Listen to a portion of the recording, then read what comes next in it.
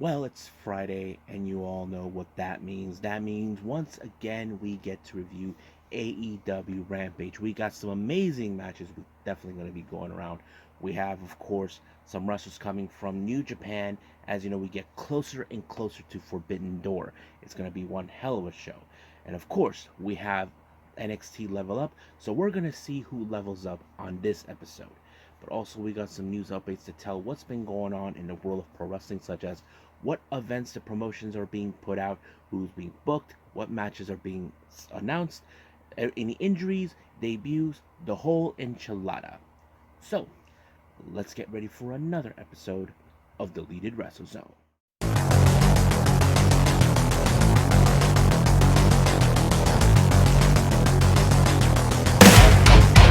Are you ready? Get up, get up! Get up, get up! Get up, get up! Get up, get up! Get up, get up! Get up, get up!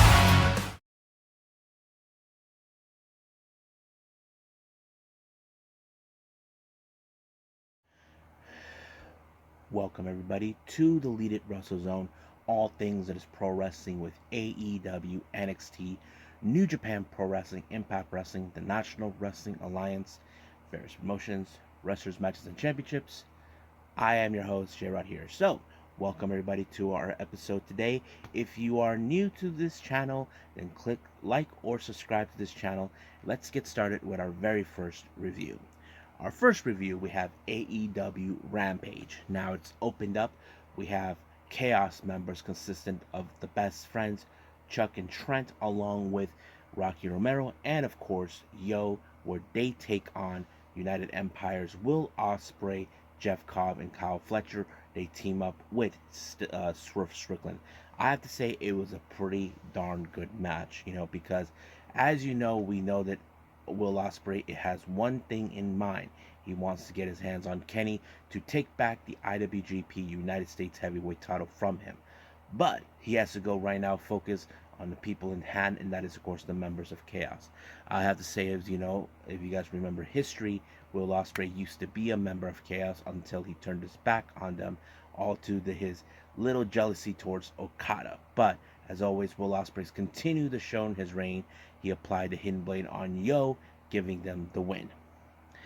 Now, our next match, we have Daddy Ass, Billy Gunn, and The Acclaim taking on a couple of jobbers, as we call it. I didn't get their names, just to put that on record. But of course, they did the little raps.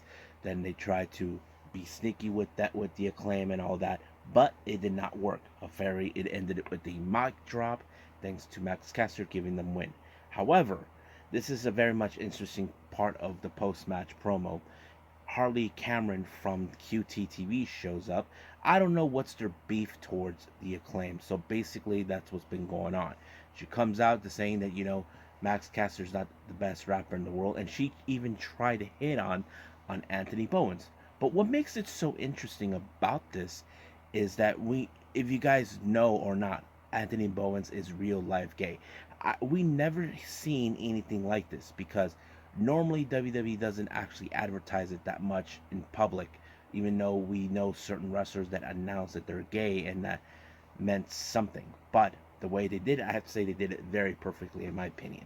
But however, because of that, here comes that dumbass QT Marshall, and of course his stooge Aaron Solo, trying to get to antagonize The Acclaim. But however, when they went up to confront them, apparently they left Daddy Ass by himself, not realizing someone appeared. And this is the most interesting.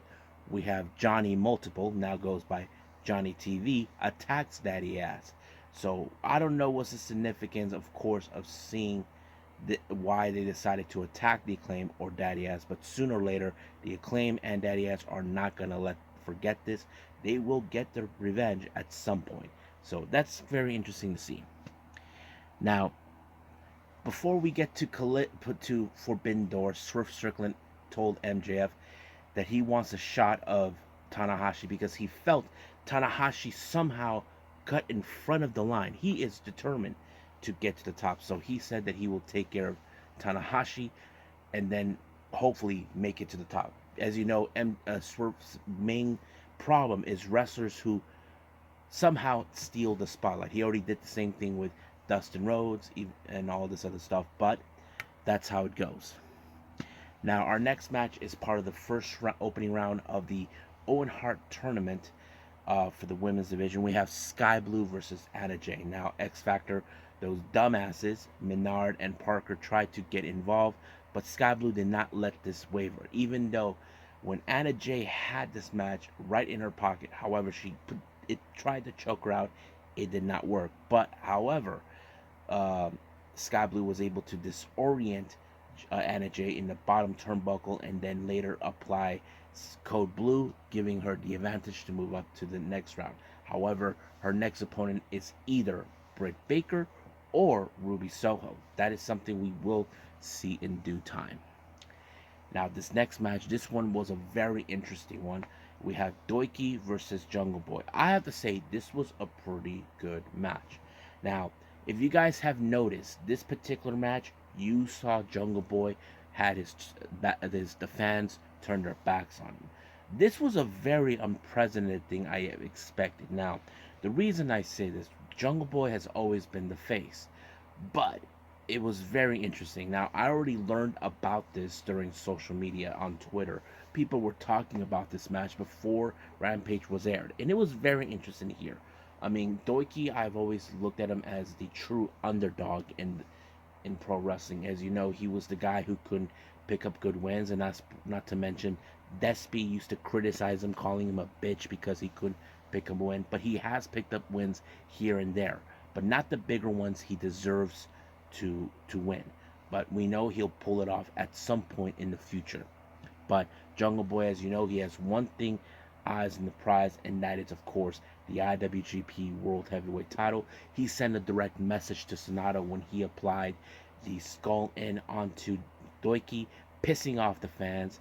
But however, as soon as this match was over, allowing Jungle Boy the win, here comes, of course, our current IWGP World Heavyweight Champion, Sonata, trying to get in the face. Now, Sonata did state it. He said he doesn't know anything about Jungle Boy, Jack Perry. So this is going to be an interesting matchup at Forbidden Door. Now, many people would say that this was not a good choice for him, but this would be a very interesting matchup to see what Jungle Boy can do now, since we know that he was unable to succeed to reach the top. But let's see how he reached the top in a different direction. So we'll just wait and see until the Forbidden Door. I think that's pretty much it for AEW. I believe it's time to level up.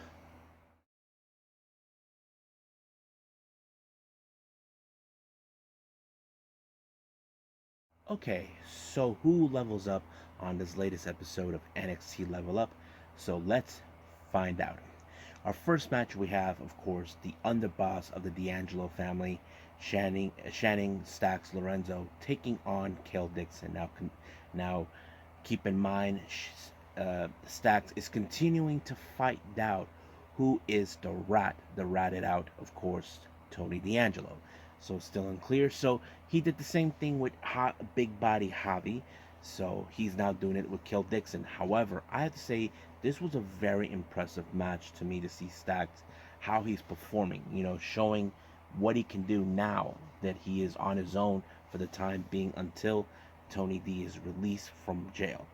But Kel Dixon did put up a good counter offense, but however, Stacks, who's trying to build up the momentum, was the X factor until he put the cement shoes onto him. But later he tells him that he already knew he wasn't the rat, but he tells him that next time you better tell me that you're not the rat. So we'll find out who really is the rat. Now our next thing we got is an interview with Kelly where as you know, she has an interview with Tavon Heights. He takes on Luca Crucifino. Now, Crucifino recently has been trying to cut corners to pick up wins, and Tavon sees that as an insult to the sports. Crucifino goes out of his way that he has won an amateur background wrestling, but Tavon doesn't believe that, so he has to deal with it. However, that's exactly what happened when after this interview, we jump into that match. Basically, Tavon did put up a good match, tried to whatever he can't. Not to mention, you have to figure out what exactly was going to happen. But however, Luca Cristofino was able to overcome all odds by once again cutting corners by using the ropes where the referee did not see, giving Tavon Heights the win. Sooner or later, his luck is going to run out, but someone may have to take out Luca Cristofino. We'll see what happened until we see that. Now, our main event, this was a very interesting one. We have Ivy Nile taking on Jacy Jayne. It's the first time we see this happen. We know that Ivy Nile has been the top girl in NXT Level Up many times. But facing off Jacy Jayne, who is making her debut, that's a different story. Didn't know what to expect, but I thought the match was pretty well. But it did put up more on Jacy Jayne, who is trying to recover from the losses she had against Gigi Dolan. So the obvious question, where does she go from here? But taking on Ivy Nile was probably the good choice for her until she applied a discus lariat to finish her off, giving her the win. I thought it was very interesting, but we'll see what Jacy Jayne has for us in the future. Now, I don't know for sure if we're going to see her more often on NXT Level Up. We'll just have to find out down the line in the future. And I think we should end it right here and move on with some news updates.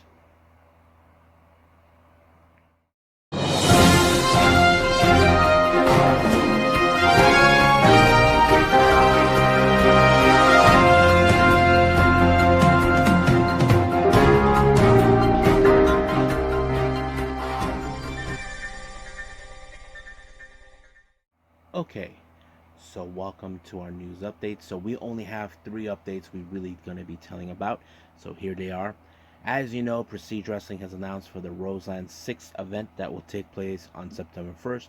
They announced that none other than AEW star and luchador Rey Fenix will be making his debut. So if any of my subscribers are from the Oregon area, and you guys are big fans of Rey Fenix, go check them out. I already seen him before, at least twice in AEW in LA and here in my hometown of San Diego, California.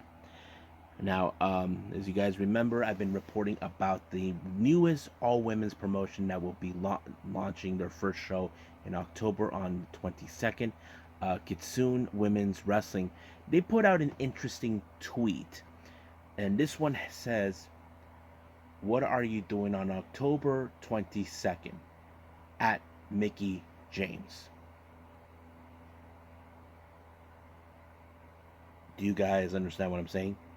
They just literally tagged Mickie James. Now, we haven't seen her since she announced her injury that took place in Impact Wrestling and she had to relinquish the Knockouts title. So, we don't know what's the significance of that.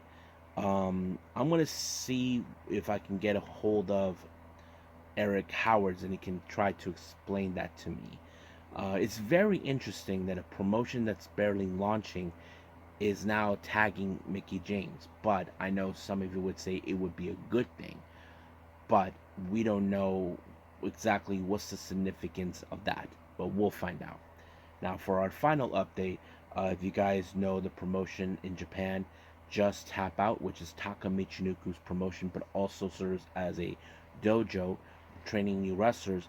Apparently, we have a brand new GTO Queen's champion, so Queen of the GTO, I believe, and that is none other than you.